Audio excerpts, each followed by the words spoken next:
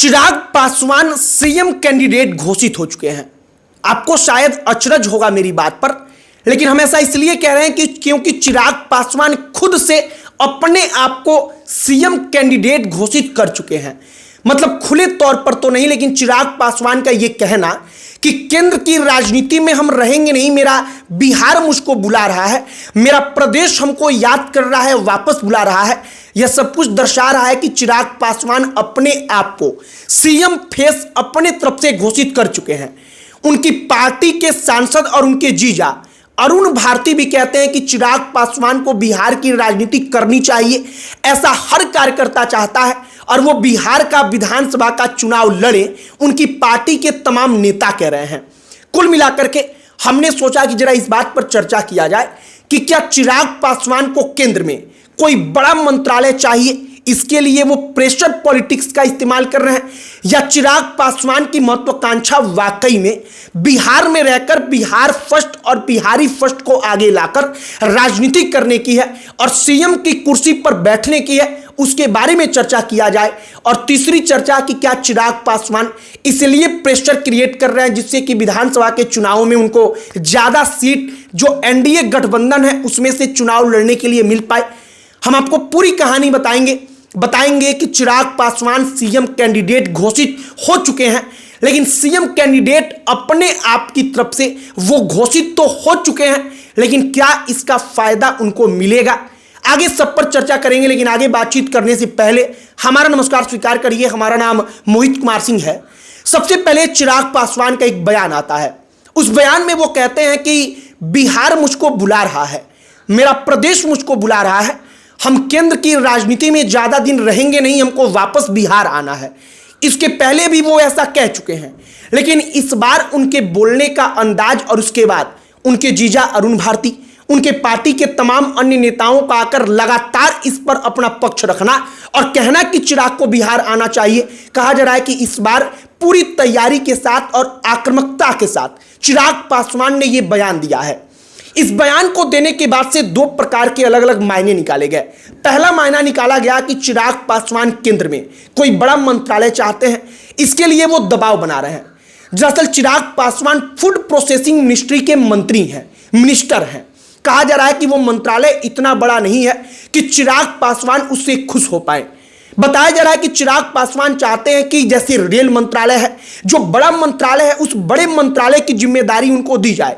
और वो जानते हैं कि बड़ा मंत्रालय की जिम्मेदारी जब मिलेगी तो बड़े मंत्रालय की जिम्मेदारी के साथ ही जो मालदार मंत्रालय होता है वहां पर पैसे रुपयों को ज्यादा हैंडल करने का मौका भी मिलता है।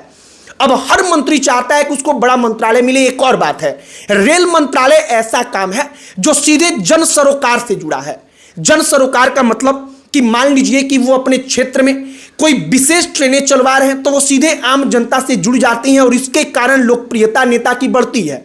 तो कहा जा रहा है कि चिराग पासवान चाहते हैं कि कोई बड़ा मंत्रालय उनको मिले, इसीलिए वो प्रेशर क्रिएट कर रहे हैं। दूसरी कहानी, दूसरा मायना जो निकाला जा रहा है कि चिराग पासवान वाकई में बिहार में वापस आना चाहते हैं। वो इसलिए चाहते हैं क्योंकि अब उनको महसूस हो रहा है कि केंद्र में रहकर वो बिहार में ज्यादा नाम नहीं बना सकते, उस तरीके का जन समर्थन हासिल नहीं कर सकते जो उनको सीएम बना पाए, मुख्यमंत्री बना पाए।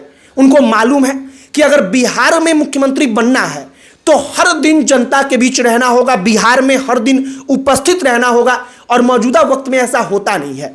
वो दिल्ली से आते हैं, पटना एयरपोर्ट पर पत्रकारों से बातचीत करते हैं, अपने पार्टी ऑफिस जाते हैं, अपने घर पर रुकते हैं और फिर वापस अगर कोई कार्यक्रम होता है तो करके दिल्ली भाग जाते हैं। क्योंकि वो केंद्र में मंत्री हैं तो उनका दिल्ली रहना जाहिर सी बात है कि ज्यादा उपयोगिता होगी, क्योंकि वहीं से उनका सारा काम होगा। देश भर के लोग वहां से उनसे मिलने आएंगे, तो चिराग पासवान के लिए मजबूरी हो जाती है।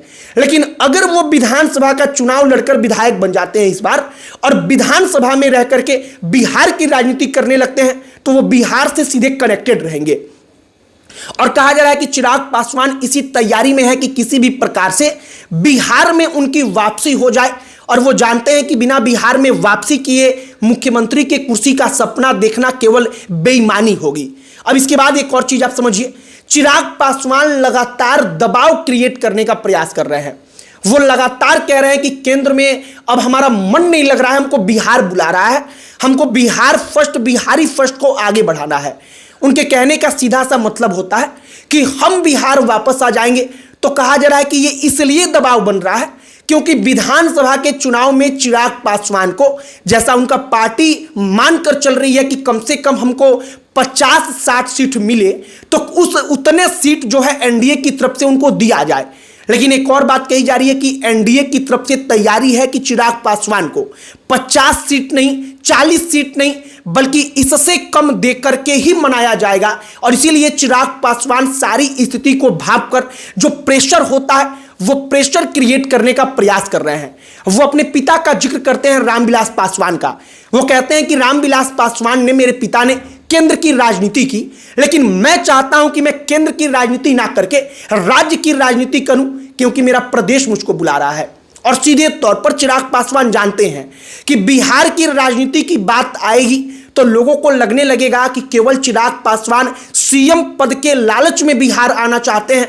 इसीलिए वो अपने पिता का उदाहरण देकर कहते हैं कि रामविलास पासवान केंद्र की राजनीति करते रहे, लेकिन हम चाहते हैं कि हम बिहार में रहकर करें। वो जताने का प्रयास कर रहे हैं कि नहीं, हम केवल अपने लोगों के लिए 2-4 कदम ज्यादा चलना चाहते हैं, 2-4 काम ज्यादा करना चाहते हैं, उनके लिए लड़ाई लड़ना चाहते हैं। और इसीलिए हम चाहते हैं कि बिहार वापस आ जाए।